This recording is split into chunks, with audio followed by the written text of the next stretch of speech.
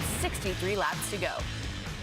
Give it to Brad Keselowski, trying to pull away a little bit from Denny Hamlin. Looking to his outside. Kenseth gets into the wall down there and won. Right there. Got a little damage right on the corner of it. Unbelievable. I mean, was there even room for a car there? Didn't seem like it. Okay, so let's fast forward now. Late in the race, under caution, before the final restart, Matt Kenseth had a run-in with Brad Keselowski. TV didn't catch it, but our scanners did. Free pass coming to your right side. We just did? Yeah. The 20 was on the free pass and just drove down the right side of our car. Did he actually get to you? Hey, just tore the right front up. Yeah, after the race, y'all just be ready.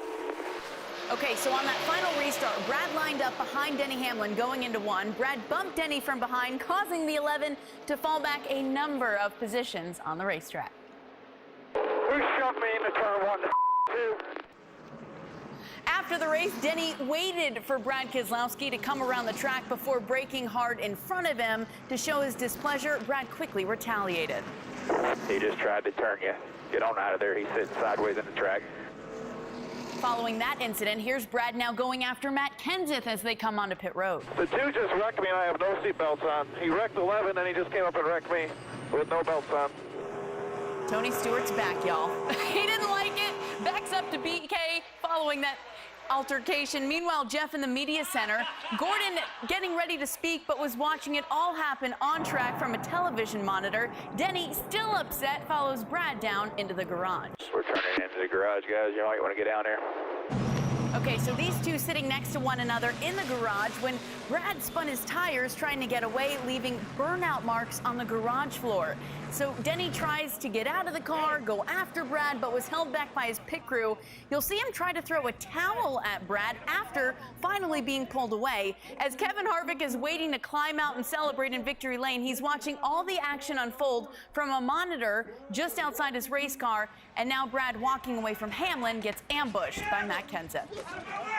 What are you doing? You hit me under yellow. You hit me under yellow. Brad's crew chief highlighted there, Paul Wolfe eventually would pull Kenseth out of the scuffle. Race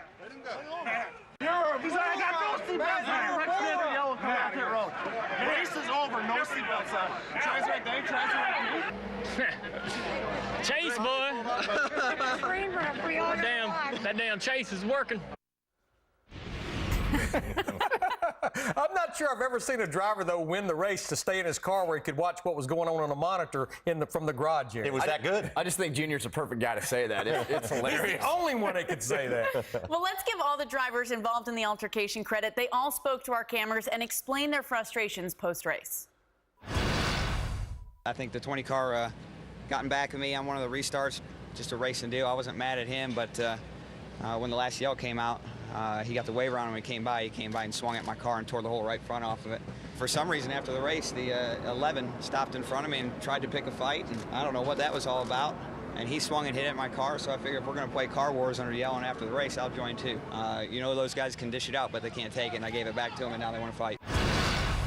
I had my hands off, my seatbelts off and everything, and he clobbers me at like 50, so the accidents and stuff we had around here, I mean, just race is over, we're trying to come back to pit road.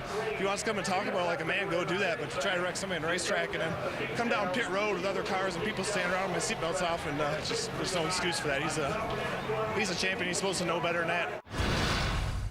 He's just out of control, you know, he's desperate, obviously, and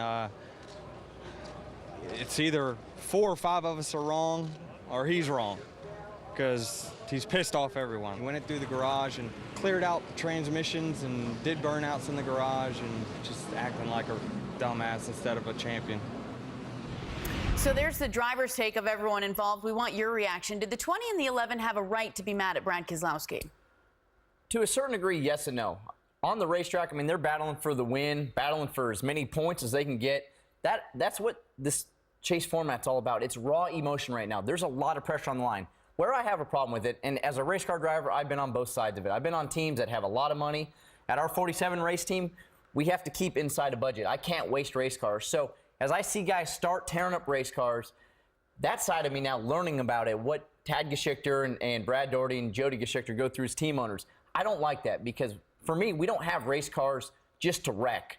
So guys, as they're wrecking each other, that's where I start drawing the line. And then as it funnels down into pit road where there's crew members, that's where it has to stop. Yeah, I mean, you and I are on the same page there. I had no problem with what I saw going on that racetrack, whether it was the restart with Matt Kenseth and Brad Keselowski with 63 to go, or especially what went on down in turn 1 and 2 coming to the white flag. That's what they should be doing, is racing hard. But where I got the problem was the fact of when it brought itself to pit road in post-race, where now you start to have crew members migrate out there. But I think where the line was really stepped across was taking it in that garage area where there's not only are crew members, but there are fans, and I have a feeling that's the same thing NASCAR is going to look hard at. Yes, and they have the last and most important word in this battle.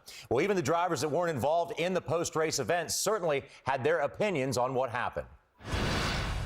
When you see Matt Kenseth mad enough to fight, you know that this is intense, because that's way out of character for him. Every moment matters in this chase, and Matt Kenseth knew that that one particular moment could have been the end of his chase. I was walking back from the pit box, headed up in the lounge like I do every week to change, and next thing I know, they're fighting down the side of the trailer here, and I just came out and tried to do the best I could to help break it up. Matt is pretty calm, so, but, you know, so I'm sure that there was a reason for it. He must have been pretty mad.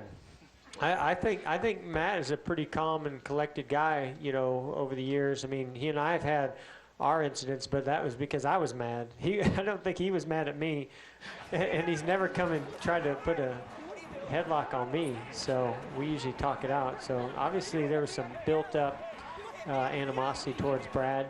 I better hold the rest of my thoughts back to myself. When you see that emotion out of Matt Kenseth, you know that that NASCAR has done the right thing to this chase, because everybody is on offense and gouging for every single position that you can get every lap. The new format, I think we all knew would, you know, make the emotions get out of whack by, you know, who's in, who's out, who's on the bubble. When you have just these 3 race segments, and then they clean the slate and start all over, it creates a lot of drama. So we saw the whole range of emotion on Saturday night, from the elation of Kevin Harvick